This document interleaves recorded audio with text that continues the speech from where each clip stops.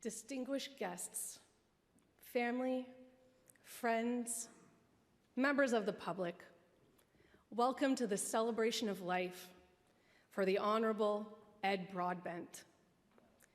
Distingués invités, membres de la famille, nos amis, membres du public, je vous souhaite la bienvenue à la célébration de vie pour l'Honorable Ed Broadbent. We would like to begin by acknowledging that this ceremony is taking place on the traditional unceded territory of the Algonquin Anishinaabe Nation, who have inhabited and cared for this land since time immemorial. J'aimerais tout d'abord reconnaître que cette cérémonie se déroule sur le territoire traditionnel non cédé de la nation algonquine Anishinaabe qui habite et prend soin depuis des temps immémoriaux.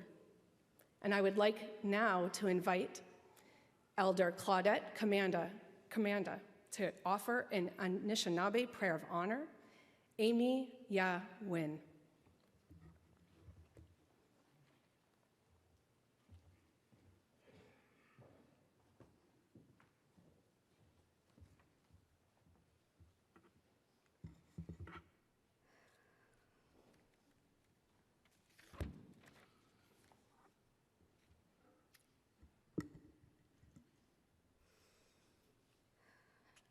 Kwe kakina, greetings. Niwi mino pako sendama Ed Broadbent. Let us together, with one love, one voice, give thanks for the blessings of life, to remember and to give thanks to a man who dedicated his life to people, for people, to community, and to country. Nous sommes ici pour rendre hommage à John Edward Broadbent. Gishiminado, Creator, Great Spirit, this prayer I say with my heart and my spirit. I pray together as community. We lift our hearts, our love, and our prayers to this kind man. And at this time, we also remember the family and the community that he served. Gishiminado, kichimigwech kinakego eshish bimadzuin. Thank you, Creator. Thank you for all of your blessings and for life. Kichimigwech gishiminado kin zagi edwin. Thank you, Creator, for your love. Gishiminado, Kichimigwe Jonje, Ininini, Ed Broadbent, Oban. Thank you, Creator, for our friend, leader, family man, gentleman, Ed Broadbent. May his kindness, his strength, his wisdom and love be remembered, honored, and continue to shine for all Canadians, for all people. We thank him for his respect of First Nations and Indigenous people. We honor him in our Anishinaabe way, guided by our ancestors, in a spirit of love, prayer, and remembrance. May all people embrace Ed Broadbent's hopes, visions, compassion, and love for people, for community, and for Canada. Gishiminado, Creator, we remember his family, and we thank his family for sharing their father, grandfather, and partner during his lifetime. Thank you. Creator, Gishiminado, please comfort the family during this time of loss. Hold them dear in your heart. Give them strength. Heaven is now blessed to receive such an honorable man. Gishiminado, Creator, Great Spirit, thank you thank you for opening heavens to greet and to honor John Edward Broadbent, who now walks with the ancestors. Chimigwej gishiminado kichimigwej onje ninewin emiawin. Thank you, Creator, for hearing my prayer. Miigwej.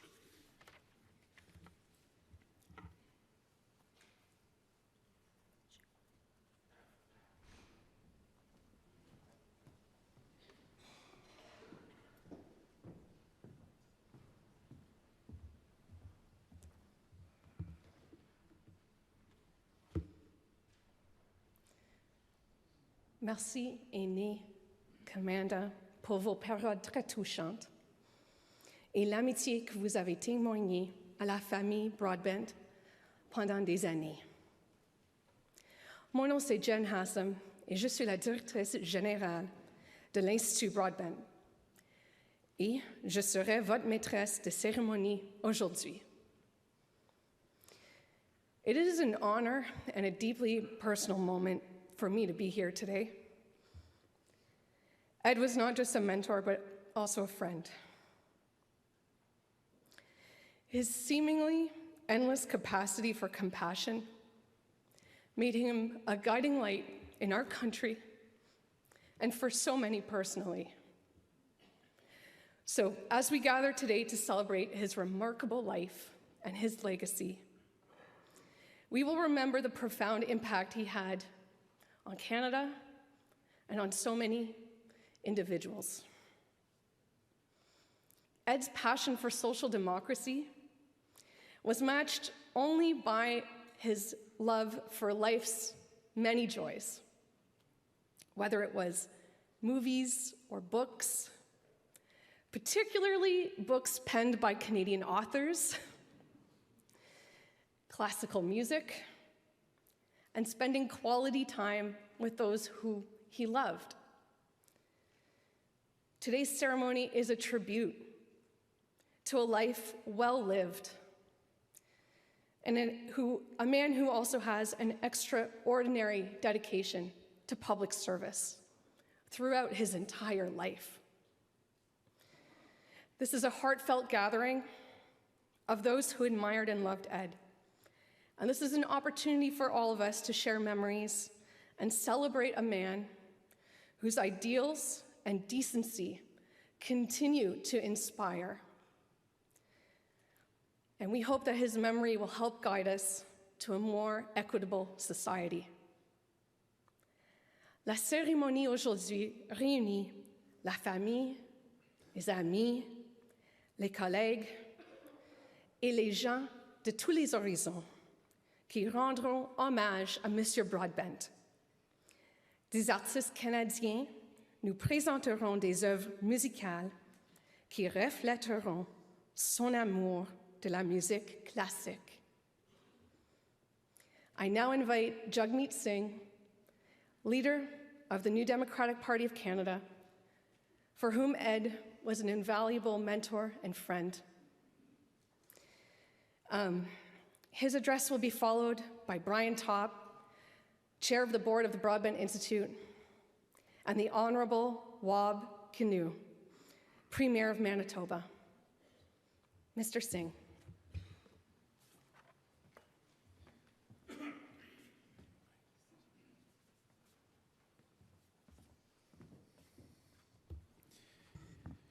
Thank you, Jen.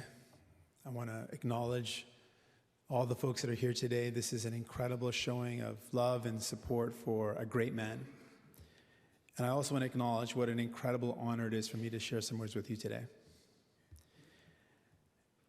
Ed and I would often be at events together, and anytime I had a chance to speak at an event that Ed would be at, I would always find a way to point him out in the crowd and invite people to applaud the great Ed Broadbent. I don't know if he always wanted that type of attention at those events, but I did it anyways. And then I would always say this, I would say, looking Ed right in the eyes and say, Ed, I want to be like you when I grow up. And he would always laugh as if I had just come up with a line. But it's something that I said every single time, and he would always humor me with his great, generous, compassionate heart and laugh. but I hope he knew how much I meant it. I said I want to be Ed Broadbent when I grow up because if you look at Ed's life, you see a life of incredible dedication to his vision for a better world. A man who dedicated his life as a member of parliament, as a leader, and that would have been good. He spent over a decade as leader fighting for a better world, fighting for the working class. And then, when he should have retired, he was then asked to run again by then leader Jack Layton, and then was a member of parliament again. And then he had done his duty, he had served the country, he had served, and he was not done. In his retirement, many of us would spend our retirement doing many things, he decided to start an institute in his name, the Broadbent Institute. But not just start it. For folks that are part of the Broadbent Institute will know, he dedicated his life to building that institute. He dedicated so much of his time and energy because he wanted to continue to be a voice for social democracy and for working people.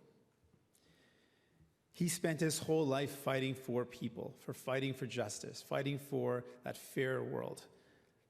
He never forgot who we fight for.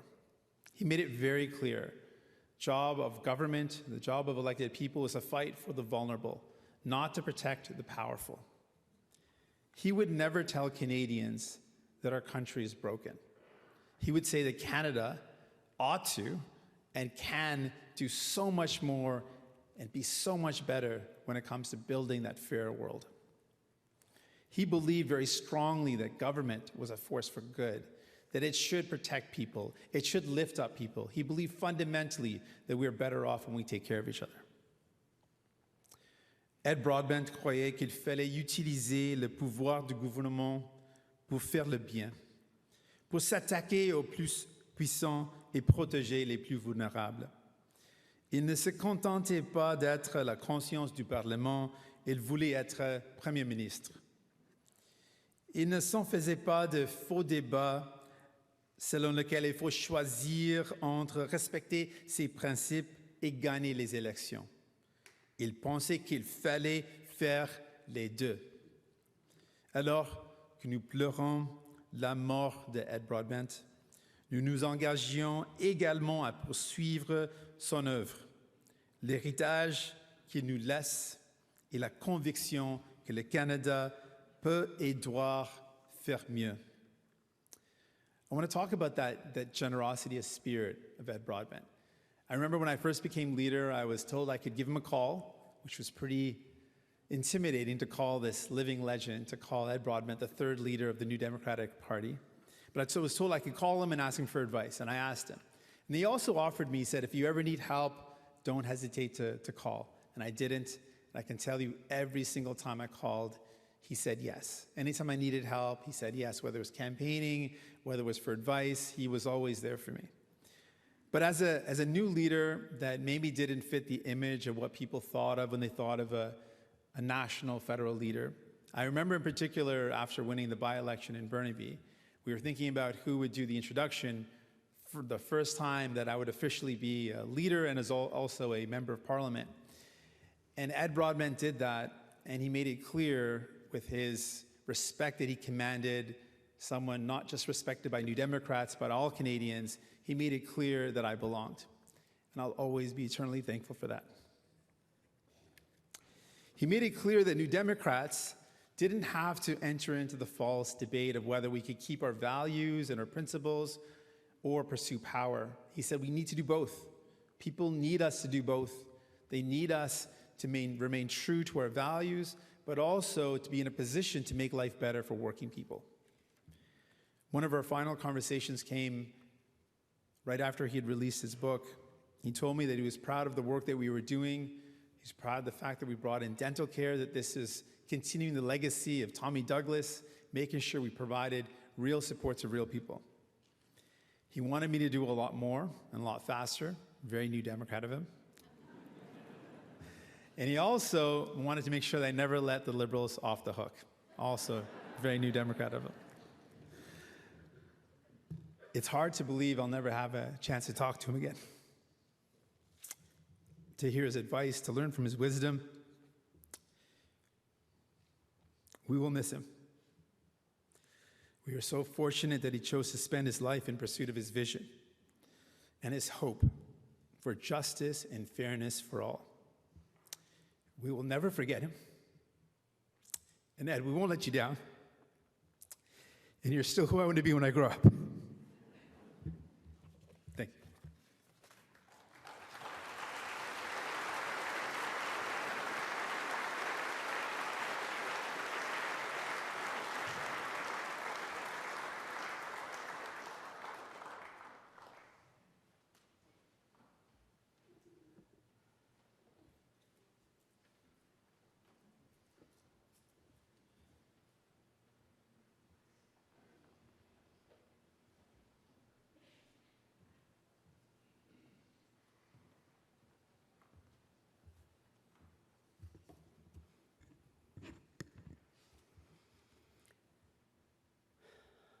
I'm deeply honored to be with you today, to honor our colleague, our leader, and our friend, Ed Broadbent. Ed Broadbent was a scholar. He was a highly successful and beloved politician in the best sense, which is not an easy thing to pull off. And he was a really, really nice guy. He was an intellectual with a coffee table loaded with books, which he seemed to be reading 10 at a time. He loved learning. And what he learned led him to a set of clear, powerful principles that animated him all his life and in everything he did. He passionately believed in economic and social equality. And he passionately believed in democracy and human rights. And Ed not only believed in those principles, he also knew that every generation must fight for them, which is exactly what he did during a brilliant 14-year run as leader of Canada's New Democrats. Et vous savez, il y avait un plan qui a presque fonctionné. Il savait qu'il n'y a pas de chemin vers le pouvoir pour son parti sans inclure les francophones et la province du Québec. Il menait dans tous les sondages fédéraux en 1987, en large partie à cause d'une percée spectaculaire au Québec. Hélas, cela s'est avéré juste un peu avant de son temps. Mais le livre de jeu d'Ed serait repris par Jack Layton avec des résultats vraiment spectaculaires. Il a vraiment eu une carrière remarquable, notre ami Ed. Son dévouement à faire progresser la sociodémocratie, non seulement au Canada, mais partout dans le monde. Son engagement de toute une vie envers les valeurs et la valeur du mouvement syndical. Ses contributions critiques à la Charte canadienne des droits et libertés et son engagement dans la lutte contre la pauvreté des enfants. Le Canada est meilleur grâce à Ed Broadbent. And Ed did all this while practicing the art of disagreeing without being disagreeable. He was a remarkably civil and friendly man, civil and friendly to his political opponents as well as to his colleagues, and he was wonderful company among friends. He really was. With, let's admit it, an unfortunate love of cigars. Which, let's also admit it, were good fun to smoke with him. You knew you were about to solve all the world's problems in a wonderful evening with a fascinating friend. And so, now we gather to say farewell. And at moments like this, it's right to look for comfort from poets. I like this poem by the Nobel Prize-winning Bengal poet and anti-imperialist Tagore. Peace, my heart. Let the time for the parting be sweet. Let it not be a death, but completeness. Let love melt into memory and pain into songs. Let the last touch of your hands be gentle, like the flower of the night. Stand still, O beautiful end, for a moment, and say your last words in silence. I bow to you and hold up my lamp to light you on your way. Au revoir, Ed.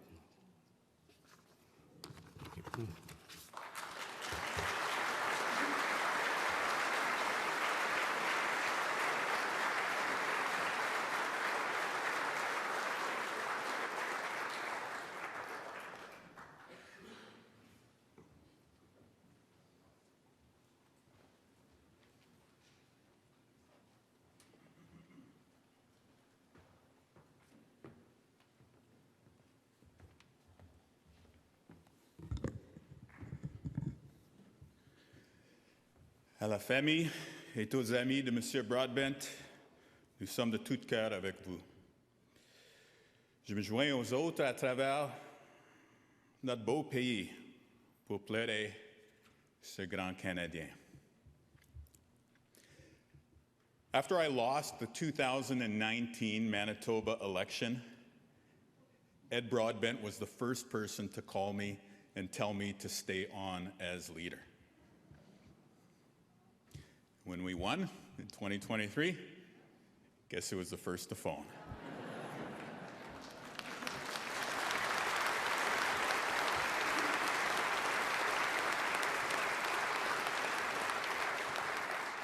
In this, as in all things, Ed was a relentless force for good in our beloved Canada. He embodied this in the political victories that he helped to secure for Indigenous rights and environmental justice, for gender equity, and an undying passion for the blue collar. For Ed, it was always about fairness, honesty, and bringing Canadians together. Importantly, Mr. Broadbent also embodied this in the way he pursued his vision. His contemporaries said he would always make his case passionately, but never personally. And the colleagues that he led said he had endless patience to hear dissenting opinions. And as someone who came after him, I could tell you what I remember most from that 2019 phone call. There I was, feeling the way that you do after you lose a campaign, feeling like I'd been dumped. And Ed called to offer words of encouragement. But what I remember most is the smile that I could hear in Ed's voice through the phone, clear as day. Ed wasn't just about achieving good things. He was about pursuing them with a good nature. This was his politics of joy. In our recent election in Manitoba, we tried to follow his example. It was a dark and bruising campaign. And the way our team beat back the politics of division was not by sharpening more effective wedges than our opponents. We earned a mandate by believing in the goodness of the people of our province. After how exhaustingly divisive the last few years have been in Canada, people in our part of the prairies were hungry to declare a simple message. We are one province. We are one people with one common destiny. And in this, I hear echoes of Mr. Broadbent's legacy. At a time of angry populists around the globe, of separate social media ecosystems that are worlds apart, of identity politics that obscure the simple truth that we are all related. Ed stood for the opposite. Ed stood for compassion in public. He stood for thoughtful leadership. And perhaps most importantly, he stood for the vision that we are one country. Nous sommes un pays. Mr. Broadbent's smiling, joyful legacy is an example we ought to learn from today. That we can use good means to achieve good ends. That we don't have to appeal to our darkest impulses. That we can have faith in our fellow Canadians. I hope for the sake of our country that more of our leaders speak to us Canadians the way Mr. Broadbent did, by appealing to our better angels. Ed Broadbent, a pegish ki goab migo mina. I hope we will see you again.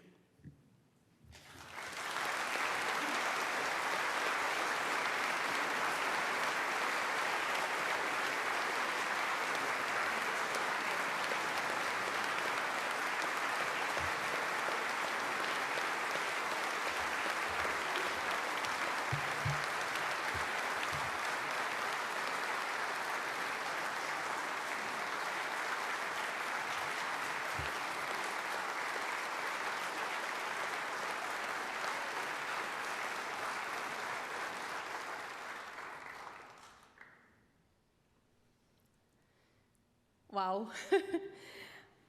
Merci, Monsieur Singh, Monsieur Top, Monsieur Kinew, pour ces hommages très inspirants.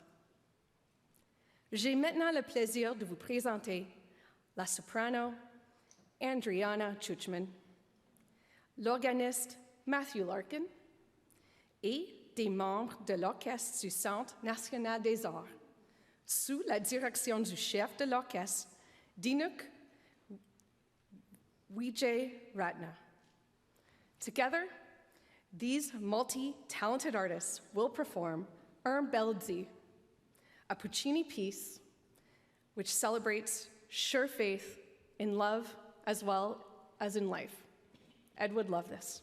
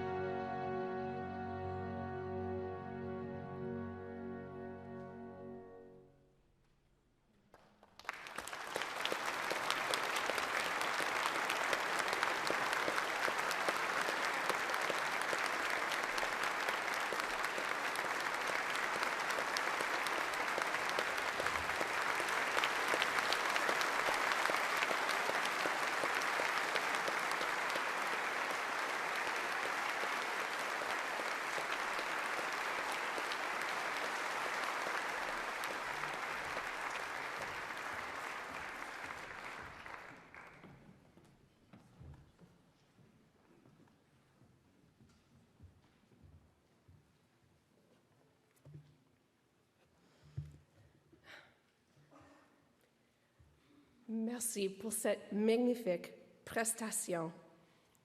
Et j'ai maintenant le plaisir d'inviter Diana Bronson, une amie et ancienne collègue de Monsieur Broadbent, à vous dire quelques mots. This will be followed by another address and a video tribute. The address will be given by Jonathan Sass and Luke Savage, co-authors of Ed's recently released book. Ed's partner, Francis Abel, will then share a reflection, followed by a performance of the hymn Jerusalem, which I have learned was adopted by the CCF, the Cooperative Commonwealth Federation, as a hymn that they would sing at their meetings. Jerusalem will be performed by organist Matthew Larkin, the choir of the Theatre of Early Music, under the direction of Daniel Tyler, world-renowned conductor and good friend of Ed's, with whom he shared a deep passion for music. Thank you, Daniel. Ms. Bronson, I now invite you to the stage.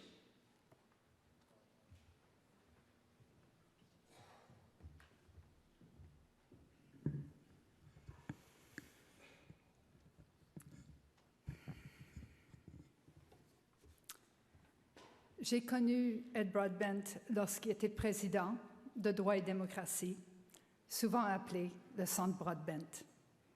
Ce sont ces années montréalaises, au début des années 90, où il a travaillé à chaque jour à améliorer son français et sa connaissance du Québec, en même temps qu'il découvrait toute la complexité de travailler au niveau international.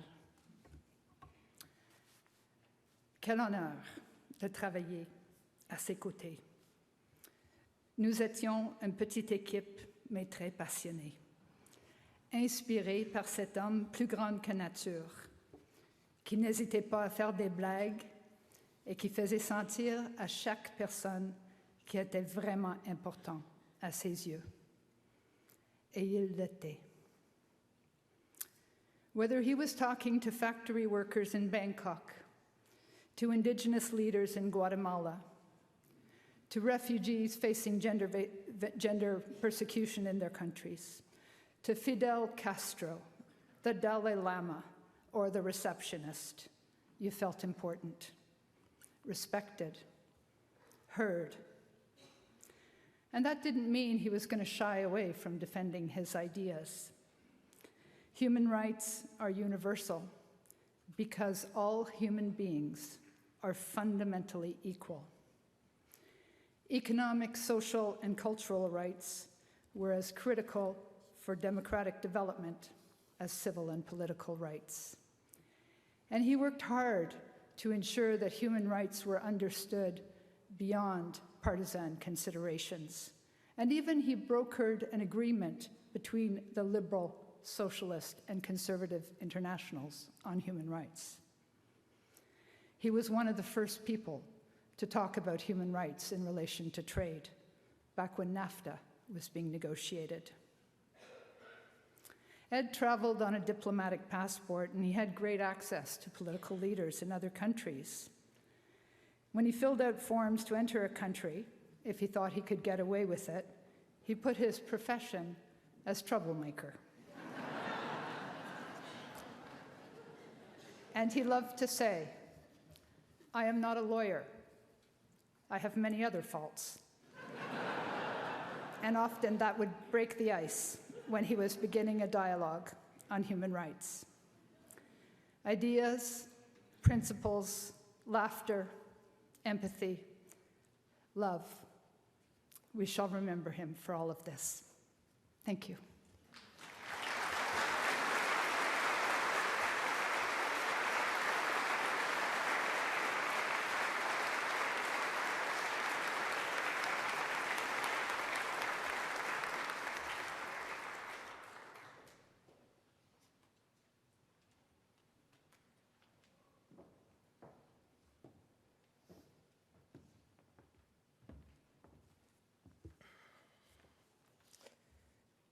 Ed Broadbent was not a texter.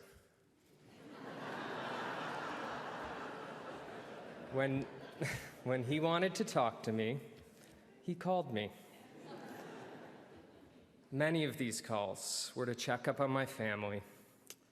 He was a mentor, but he was a considerate friend who showed deep warmth. By and large, his calls, however, were to talk about what mattered immensely to him, political ideas.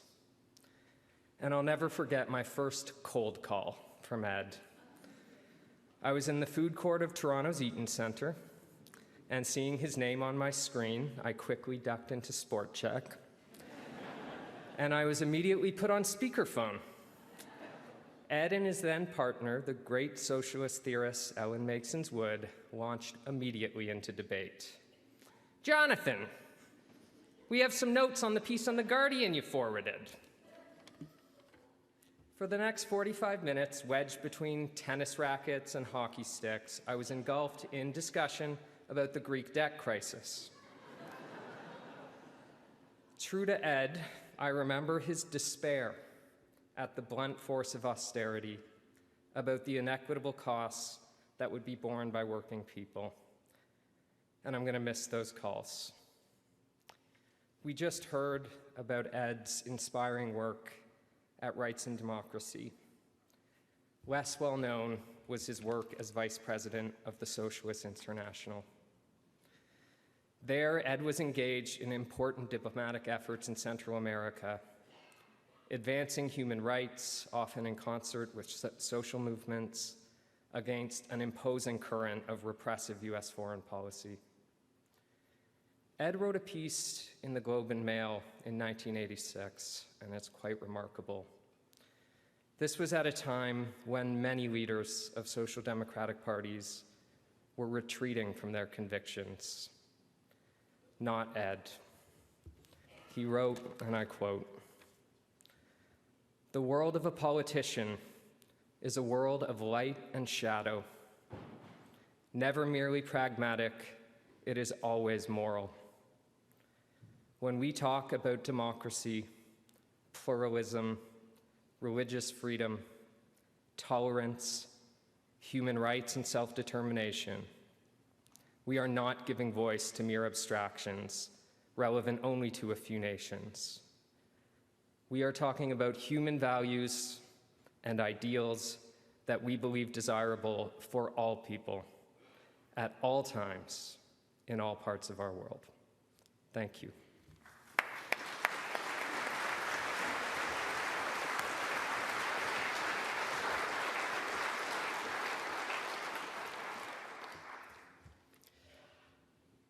It was on September the 28th, 1968, that Ed Broadbent rose to speak in the House of Commons for the very first time. By his own account, it was a pretty grand affair. I must say, Mr. Speaker, I am particularly pleased to see such a crowded House at 5:15 p.m. on a Friday afternoon, Ed remarked to the maybe 5 or so colleagues in attendance. Who would have thought that so many thousands would have turned out? A son of Oshawa, a city whose storied struggles against the greed of the automotive industry were a turning point for industrial unionism in North America, Ed had been elected to represent his hometown by a margin of just 15 votes after a stint as a professor of political theory at York University. And the speech he gave that day, at least to the 5 or so who may have heard it, was in every way completely and utterly him. For one thing, it began with a joke, delivered in his trademark deadpan. More seriously, it somehow swung with seemingly no effort from references to John Stuart Mill and Athenian democracy to celebrations of the gains won by ordinary people throughout the first part of the long 20th century. Pensions, the universal franchise, public health insurance, the revolutionary innovations of the welfare state. And in the speech, Ed made clear that while he regarded all of these things as important and tangible victories on the road to equality, they were also insufficient in realizing the task of real democracy and human freedom as he saw them. He wanted workers to have a greater say not just at the bargaining table, but in the running of their enterprises.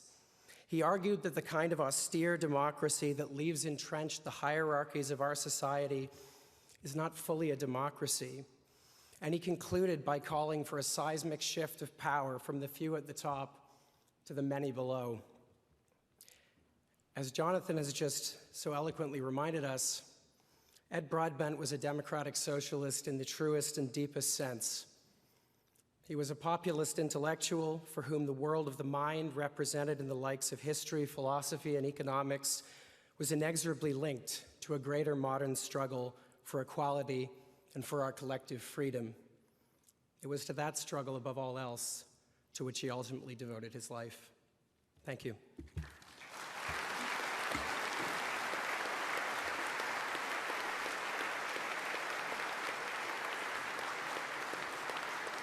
I was born in Oshawa in 1936, home of the great UAW Local 222. First few times I was asked to get involved in politics, I politely declined, preferring to continue my work as a prof at York University.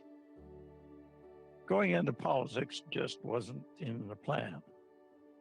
But at some point in all our lives, we must ask the question, who is benefiting from the social and economic changes all around us?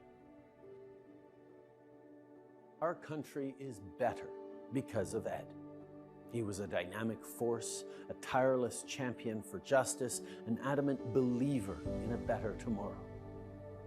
It's difficult to sum up the size and scope of his contributions to Canada, but without a doubt, he loved this country with everything he had.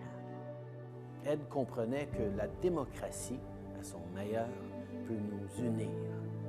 Et pourtant, à la Chambre comme ailleurs, il ne reculait jamais devant les combats importants. Il intervenait avec passion et férocité dans les débats du jour, ce qui lui valait le respect des deux côtés de la Chambre. Ed Broadbent. He's someone who Canadians know his various titles. Member of Parliament, leader of Canada's NDP, President of Rights and Democracy, founder of the Broadbent Institute. But Canadians also know him for who he was as a person. The working class kid from Oshawa turned academic, the university professor turned politician, and the politician turned into one of our country's leaders. Ed Broadbent was a giant of the Canadian political scene, and so I viewed him as a major contributor to Canadian unity, to Canadian public policy, and he was an extremely pleasant, delightful guy to know. That's the nature of his contribution. I consider him a great parliamentarian and a major contributor to Canadian progress during the decade or decade and a half we were together. In Parliament, he was always very civilized. He was never nasty. We had tough differences, but it's like playing hockey. You know, you can go to a hockey game, and you can't bump a guy in the rink or be bumped. After the game, you can have a beer together. At the center of Ed's heart, he was fighting for us ordinary Canadians. He was fighting for the underdogs. He was always fighting for the little guy. And Ed knew that our systems didn't work for everyone. And that's why he fought for, in particular, people who are marginalized, especially women. That it is time that this government came to grips, in general, with the problem of unemployment for all the 1.6 million that are unemployed. But most specifically, I say today, Mr. Speaker, that in addressing ourselves in Parliament at long last to the problems of unemployment, that we keep in mind, and clearly keep in mind, that the dreams of Canadian women have a full and equal place in the scheme of things to the dreams of Canadian men. My dad always said that there were three qualities that distinguished Ed above everything else: his devotion to social democracy, his embrace of equality, and his remarkable authenticity. Ed Broadbent cared. He cared about the struggling lives of Canadians. He cared about economic security. He cared about the politics of decency and civility. He cared about the marginalized and disinherited. He cared profoundly with unwavering principle about issues overlooked and neglected. In that vein, it should be recalled that the crowning measure of the man occurred in his final brilliant speech as leader in November 1989, when he moved a motion calling for an end to child poverty in Canada. He received a unanimous vote of support from all parties in the House of Commons. Yes, unanimous, because the respect that was felt for Ed was overwhelming. Ed was a force to be reckoned with in Canada and beyond. We will deeply feel his loss. Le Québec avait une place particulière pour Ed. Il avait compris l'importance pour le Québec. Under Broadbent, the Quebec Party has blossomed. Where once they had 400 members, they now have almost 20,000.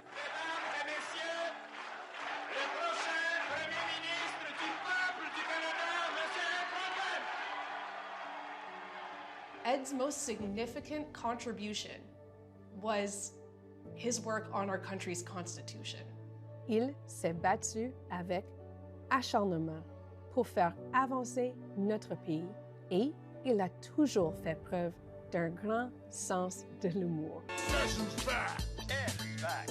Guess who's back? Ed's back. Float like a butterfly, sting like a bee. It's time for voting. NDP. Still the conscience of the nation. The NDP train leaving the station. Ed Broadbent's capacity for compassion was just never ending, whether it was at an individual level or whether it was about our whole country.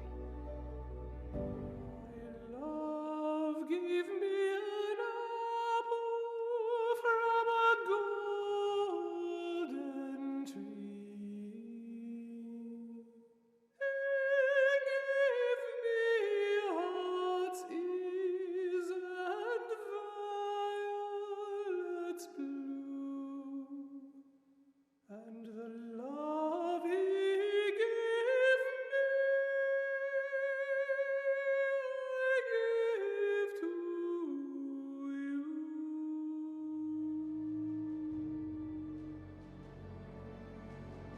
To be humane, societies must be democratic.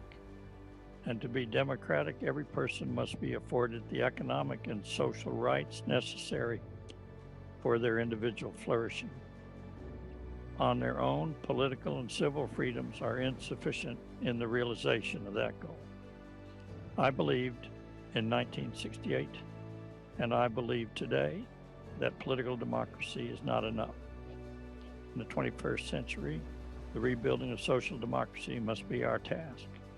Social democracy alone offers the foundation upon which the lives of people everywhere can be made dignified, just, and exciting.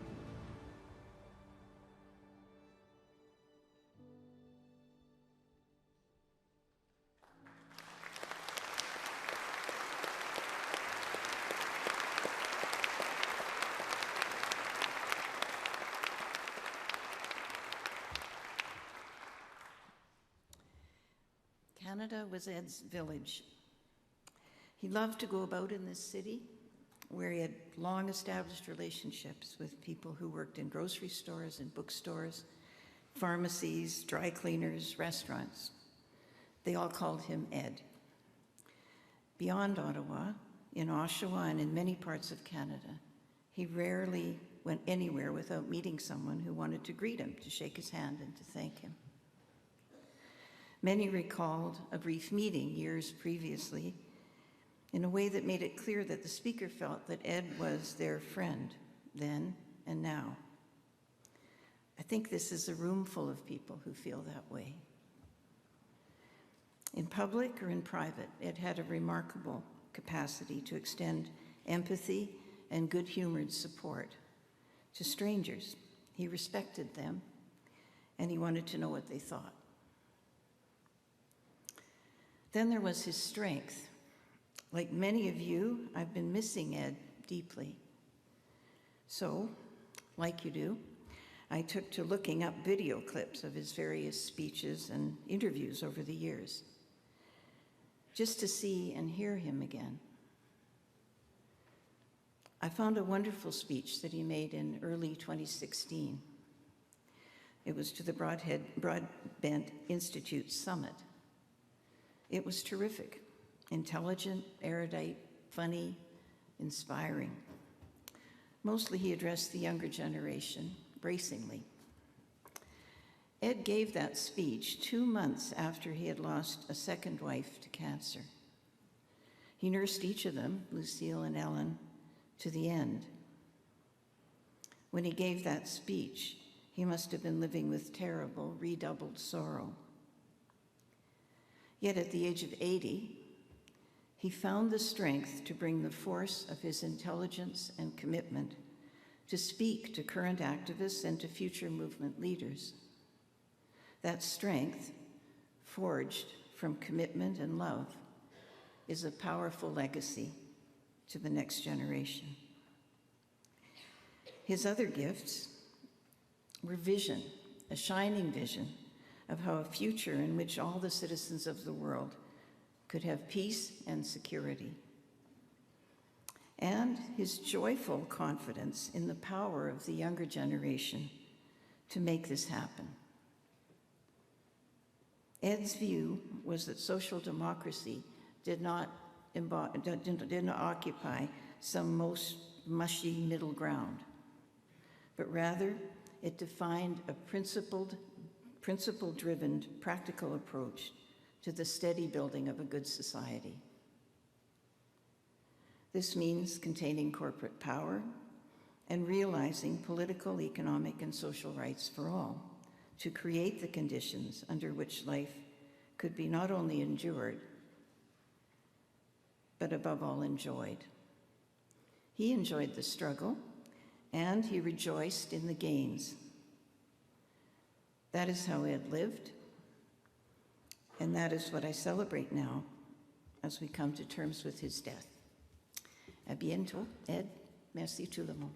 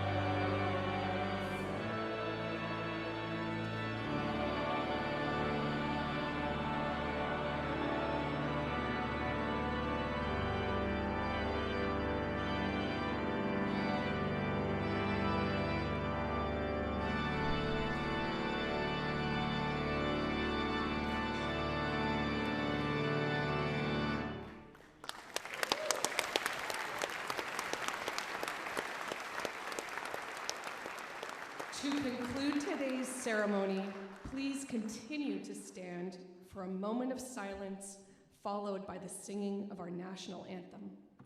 Pour clore cette cérémonie, veuillez vous lever pour un moment de silence avant d'entonner notre hymne national.